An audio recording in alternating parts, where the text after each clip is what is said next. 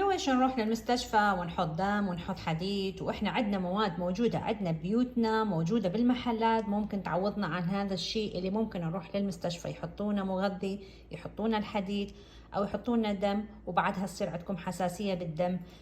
90% من العالم يعانون من حساسية الدم بعد ما يحطون الحديد او يحطون دم، لانه اكو شغلات تصير عندهم ما يعرفون شنو اسبابها، وتسوي لهم حتى كآبة من وراها. فجبنا لكم الحل موجود، اللي هو عندكم الشوندر الأحمر، هذا موجود بكل محل.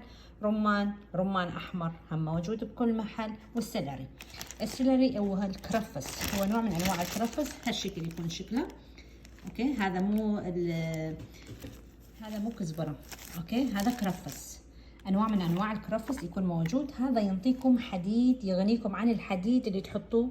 أنا مجربته، أنا صار عندي نقص وكان لازم أروح أحط دم بالمستشفى، لازم أحط حديد، فسويت هاي الطريقة واستمريت عليها وانطتني نتيجة خرافية. ورا ما سويت تحليل الدم صعد عندي الدم بشكل مو طبيعي.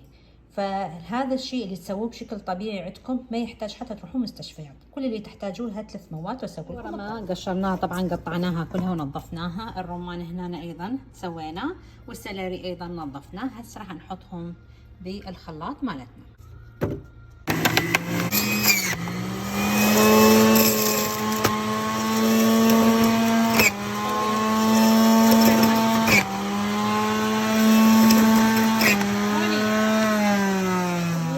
اللي طلعت لنا يوميا، طبعا حطوها بالثلاجة، يوميا تشربون جلاس واحد من عندها على الريق، وشوفوا شلون يزيد الحديد والدم عندكم، وما تحتاجون حتى تروحون على المستشفى.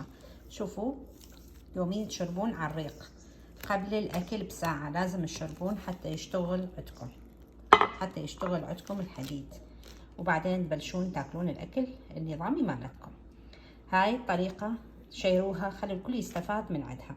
طريقة هاي تقوي الحديد عندكم وتودي فقر الدم اللي عندكم.